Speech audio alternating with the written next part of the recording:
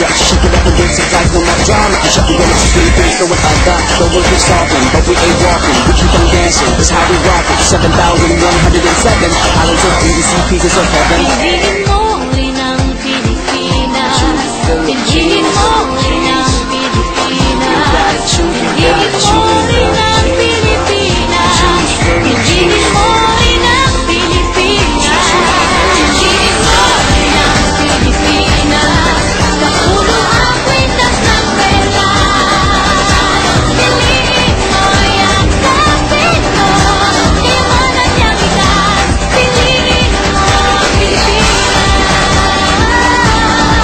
Pakulo ang kwintas ng pera. Piliin mo yan kapit mo. Iwanan niyang itas. Piliin mo Pilipinas.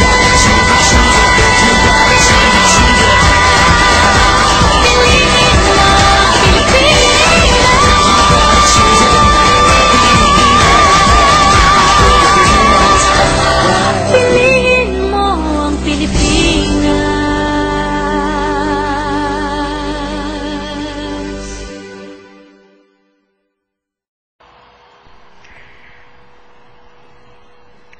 Pagod ba sa araw-araw na trabaho? Sakit ng ulo during office days? Need mo mag-vacation pero bitin sa budget? May alam ako, malapit, sulit na at tiyak, enjoy pa ng pamilya mo ang mga lugar na tanawin dito. Kaya tara, biyahin Quezon tayo. Lucena City is just approximately 86 kilometers away from Manila, a 3.5 hours drive by a car through the South Luzon Expressway. One of the things that makes places ideal to live in is their accessibility.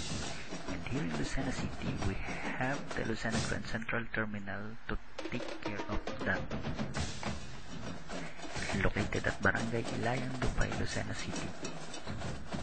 The Grand Central Terminal is home to several lines of buses that carry commuters all over Quezon Province and neighboring towns and cities in the Calabarzon and Bicol regions.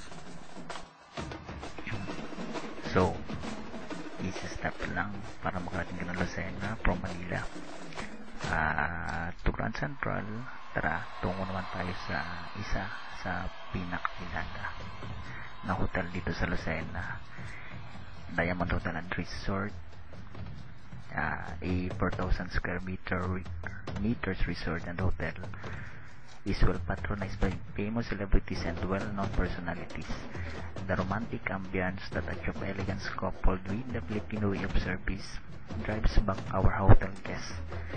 A Diamond Hotel Resort, a family-friendly environment, and a great location for a romantic getaway with your close friends and family vacations.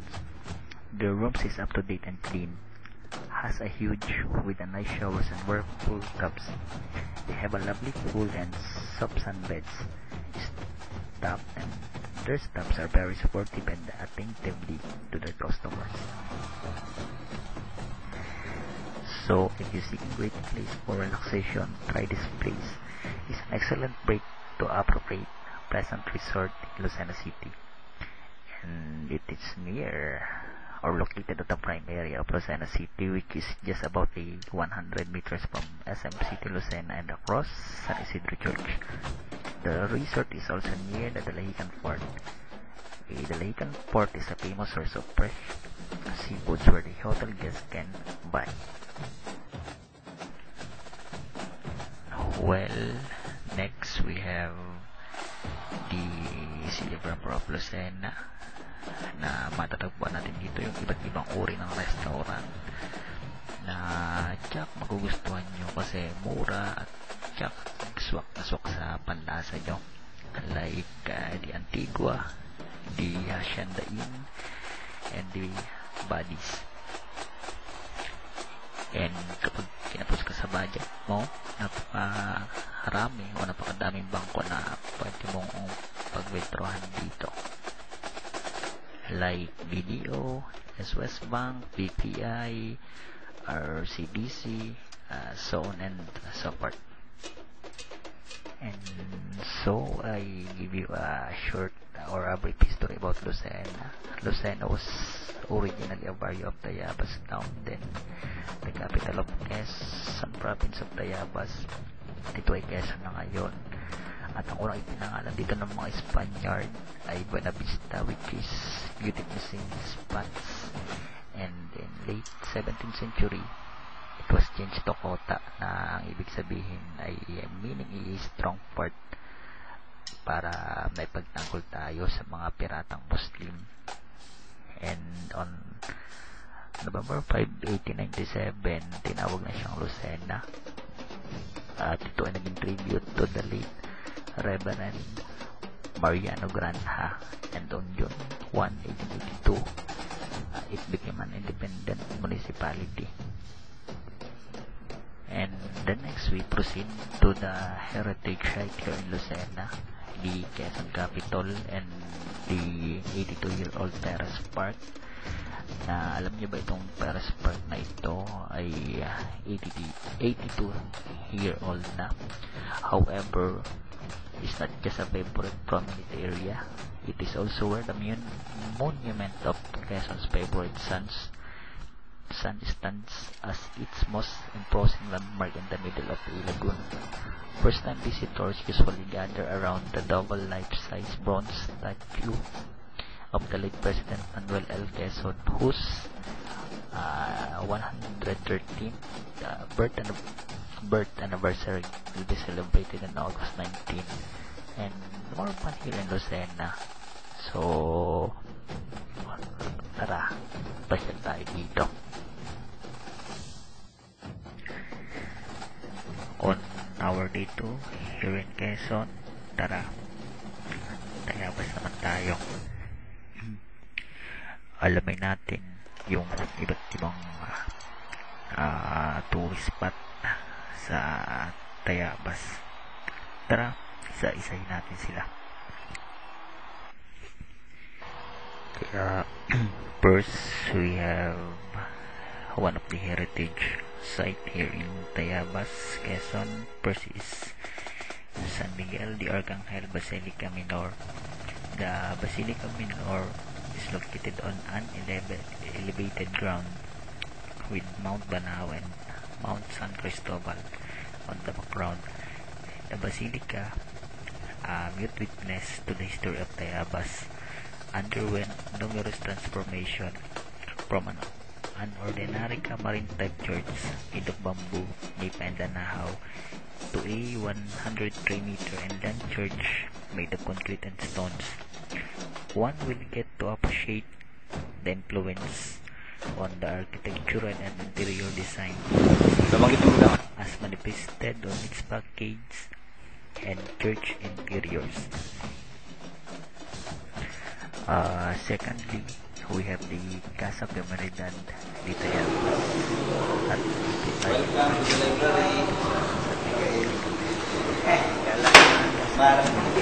was constructed in 1831 when Don Diego Enriquez was the governor. It is primarily designed as a guest house for visiting Spanish dignitaries.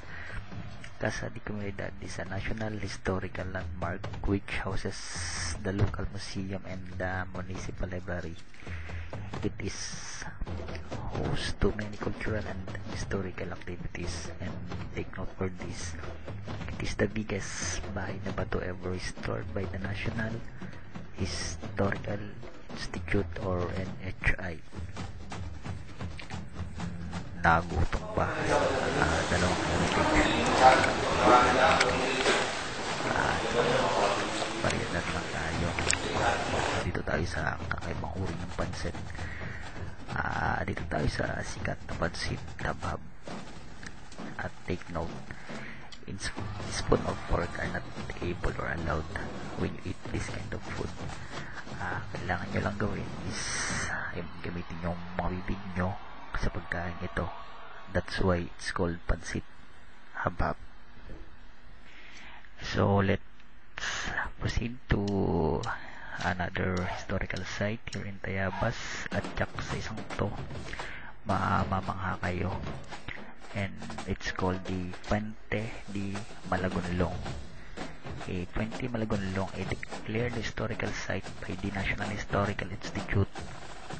Malagonlong is a 445-foot long bridge built in 1840.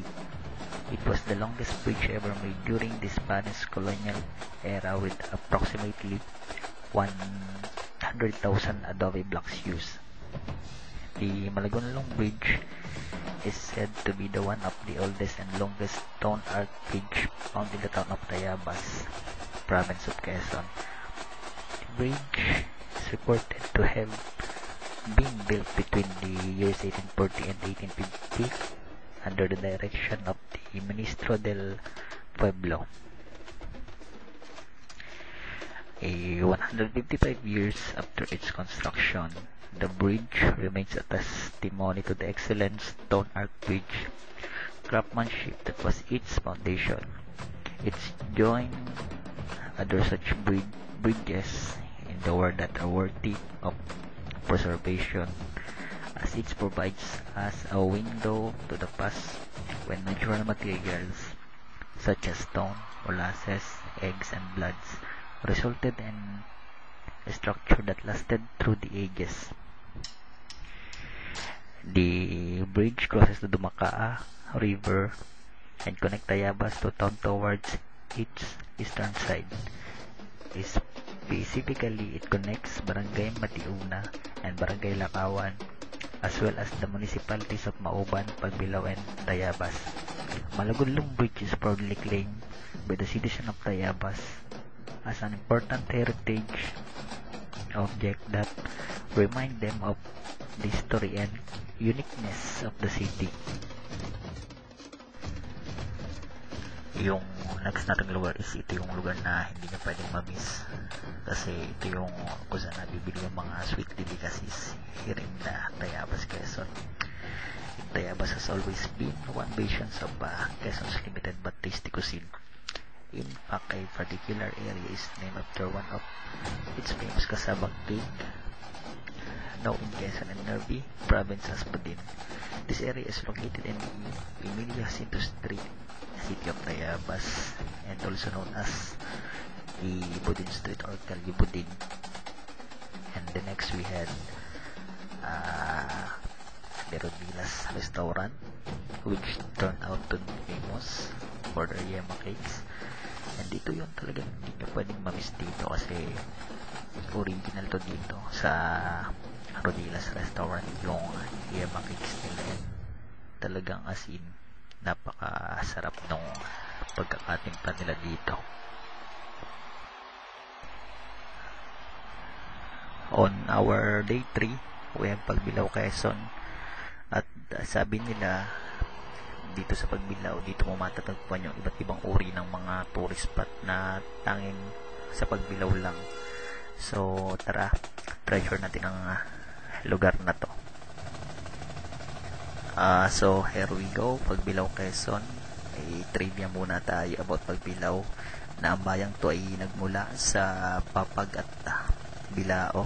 Also, Pagbilao, Quezon, a first class municipality in Quezon and approximately 9 km from the city of Lucena.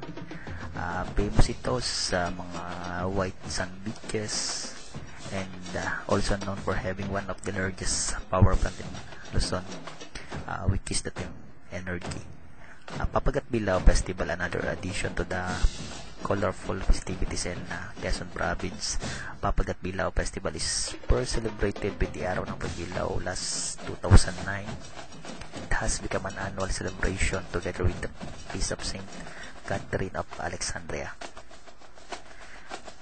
So from brief history, now let's proceed to the Church of Saint Catherine of Alexandria. First built in bamboo and nipa in 1688, was transferred to its present site in 1730. In 1845, it was rebuilt in stone by Father Victorino Peralija, and was completed together with the bell tower and convent by Father Eugenio Gomez, destroyed during the liberation in 1945, and it was rebuilt in 1954 by Father Vicente Orlanda. So next we proceed to one of the hidden place here in Quezon.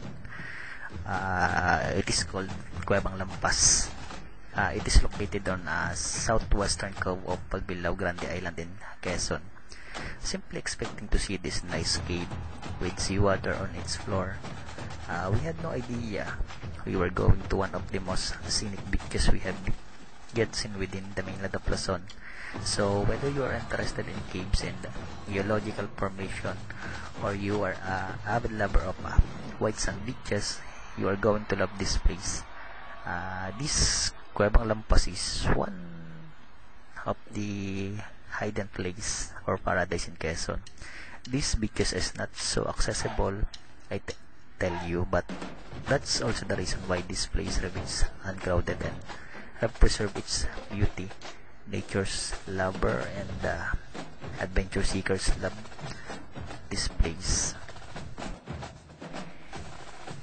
And look, hindi makukumpleto yung bakasyon nyo kung hindi kayo makakating sa isa sa pinaka magandang farm park restaurant dito sa Pagbilao, and it is called Cortijo de Palsabangon Farm Park and Restaurant. It is set in 5.1 hectare organic farm planted of fruit trees and pesticide-free vegetables, amidst mountain scenery. It is a relaxing place where one can commune with nature, and native style restaurant built with bamboo, hardwood, and sawali, furnished with bamboo tables and chairs, and ascended with cart wheels. And it is a place to sample Filipino dishes cooked with home grown and rich ingredients, pre-range chickens, organically grown vegetables, fresh fruits, etc. Their signature dishes include pancit canton, pork sisig, baked tahong, kare-kare. And party like ba or night party ang hanap? At its bar, you can also sample aside from the regular wines and spirits, the local lambanog. Aside from the restaurant, you can dine al fresco or in a picnic cottage. Diners can also play billiards or sing their hearts out with their video. Okay, come every Friday night. Local band provides a nightlife party. Cold nights are warmed with a bonfire. So, saan kayo makakakita ng lugar na ganito? Kung sa it's all in one or complete package. So, you won't even miss this place. And it's only here in Pagbilao, Quezon. Kaya, tara na, pasyal na kayo dito sa Pagbilao, Quezon.